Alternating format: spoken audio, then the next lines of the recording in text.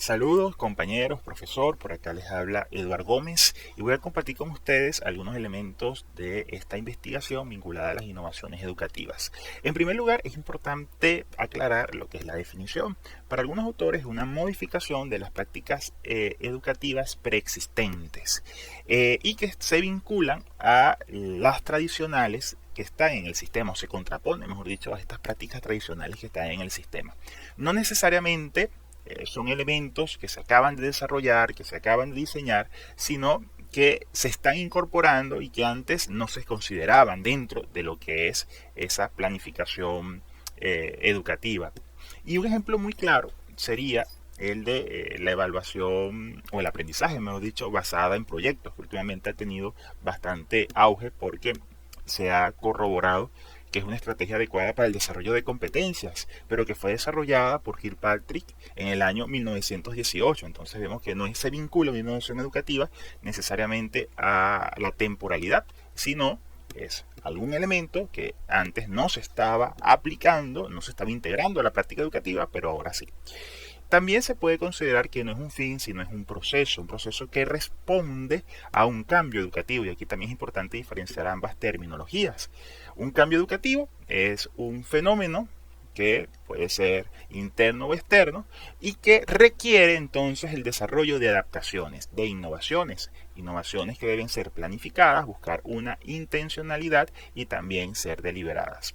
En cuanto a esta vertiente o esta arista de la innovación como postura, bueno, es una postura en cuanto a que el docente y los diferentes actores dentro del proceso educativo deben siempre mantener una actitud crítica, sobre todo porque el proceso educativo es perfectible y está sujeto siempre a evaluación. Nosotros debemos ser críticos como docentes, evaluar el proceso y analizar qué elementos pueden potenciarlo. Y deben también buscar el aprendizaje continuo, el aprendizaje para la vida en los estudiantes. Es un medio también la innovación educativa para mejorar la calidad del proceso educativo y para implementar reformas educativas. En cuanto a los tipos, los autores consultados distinguen tres. Por un lado tenemos las innovaciones pedagógicas didácticas que se asocian a esas estrategias de aprendizaje, de enseñanza-aprendizaje, metodológicas que el docente utiliza en el aula. Entonces, estas modificaciones a estas estrategias se consideran dentro de la dimensión pedagógica didáctica. También tenemos innovaciones curriculares cuando se actualiza el contenido de algunas unidades curriculares y innovaciones a nivel institucionales cuando se modifica la propia estructura administrativa del sistema, inclusive a nivel burocrático, todo lo que es la organización del aparato educativo de un país. En cuanto a las limitaciones, hay, por un lado, limitaciones a nivel de políticas. Muchas veces los cambios que requiere la sociedad y la educación no llegan, o para estos cambios no se desarrolla una respuesta lo suficientemente rápida en cuanto a todo lo que es el marco legal y político que hay que analizar, modificar para luego dar paso a la innovación. También existen resistencias de los diferentes actores y recursos limitados y también falta de capacitación en estos actores clave, como por ejemplo los docentes, para la implementación de estas innovaciones. Beneficios, muchos. En cuanto al aprendizaje, la innovación educativa siempre busca un aprendizaje personalizado, continuo y colaborativo.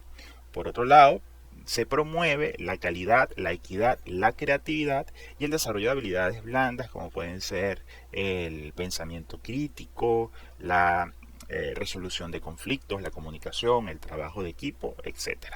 En cuanto a la tecnología educativa, entendida como la integración de dispositivos electrónicos, software, a lo que es también el proceso educativo, bueno, es importante hablar un poco de su historia. Inicia, o uno de los primeros elementos que hay que considerar, es la máquina de enseñar. Esto es en la década de los 50, desarrollada por Skinner y basados en el condicionamiento operante. Era un instrumento enfocado en una visión eficientista de la educación y sin embargo descontextualizada. Muy interesante lo de la máquina de enseñar, era algo que en particular desconocía, un dispositivo que le da al estudiante una serie de preguntas, ¿sí? Una especie de cajón con una pregunta, el estudiante selecciona la respuesta correcta de las opciones que les ofrece y luego hay una especie de palanca y si la respuesta es correcta, entonces le muestra al estudiante la siguiente pregunta. Si no, el dispositivo no avanza y queda allí estancado hasta que el estudiante indique cuál es la respuesta correcta. Posteriormente se fueron integrando diferentes dispositivos desarrollados en su época, radio, cine, televisión, computadoras y finalmente internet. Sin embargo, es en los últimos años donde realmente existe una preocupación, no desde el punto de vista negativo, pero sí en cuanto a integrar de forma acertada, inteligente, meditada, lo que son estas tecnologías para, sobre todo, escoger las pertinentes a lo que es la mejora del proceso educativo. A esta fase se le llama la concepción racional, así lo indican los autores consultados. En cuanto a la implementación de la tecnología educativa, ha sido desigual. Existen grandes brechas a nivel de acceso, más aún en países latinoamericanos y en Venezuela también. También en cuanto a la implementación está permitido la transformación de las prácticas educativas persistentes. Para nadie es un secreto que las tecnologías son omnipresentes y a pesar de las limitaciones que existen en cuanto a acceso, día a día se integran más a lo que es el quehacer educativo. Como ventajas, bueno, existe un impacto social en cuanto a que el desarrollo de competencias tecnológicas puede ser luego utilizado y empleado por los estudiantes para potenciar otros elementos de su vida personal. Existe también como ventaja la democratización porque existe un mayor acceso a los conocimientos que pueden estar, por ejemplo, en Internet. También una ventaja de integrar tecnología competitiva es el desarrollo de estudiantes que puedan ser competitivos en lo que es el campo profesional. Día a día se hace más necesario el manejo de la tecnología y es importante que dentro del proceso de educación formal los estudiantes puedan ir desarrollando destrezas en la misma. Como ventaja también adicional, el fomento de la investigación y la participación. Existen numerosas herramientas que permiten el trabajo colaborativo, el intercambio de saberes, grupos de trabajo que potencian entonces todo lo que es el quehacer de la investigación. Como retos y desafíos, existen necesidad importante de inversión, tanto en infraestructura como en capacitación del recurso humano. La brecha digital sigue existiendo y también es importante el desarrollar conciencia sobre el uso responsable de estas tecnologías. Y por último, quise incorporar aquí algunas tendencias que me parecen bastante llamativas, como pueden ser la inteligencia artificial, el microlearning, este aprendizaje a través de pequeños videos, las redes sociales que tienen un gran potencial en cuanto al aprendizaje colaborativo y la gamificación. Por ejemplo, una aplicación por allí muy famosa, Duolingo, para aprender idiomas, es un ejemplo claro de gamificación. Y aquí conecto un poco con lo que es esa máquina de enseñar de Skinner. Los juegos tienen sus propias características que buscan estimular a través de recompensas. Entonces, creo que hemos recorrido mucho y caído en lo mismo, pero bueno, lo importante es que lo hagamos siempre de forma meditada, indicando y siendo consciente de que es pertinente o no para determinado contenido.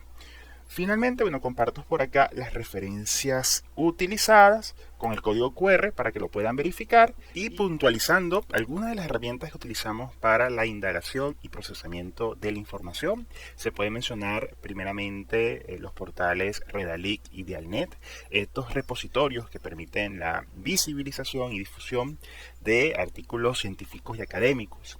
En estas herramientas fueron entonces seleccionados los artículos pertinentes a las temáticas desarrolladas. Cada uno de ellos fueron analizados y se empleó como apoyo la inteligencia artificial Notebook XLM que permitió consolidar y ubicar elementos comunes en los artículos consultados y seleccionados. Para la elaboración del organizador gráfico se utilizó la herramienta en línea Kaggle.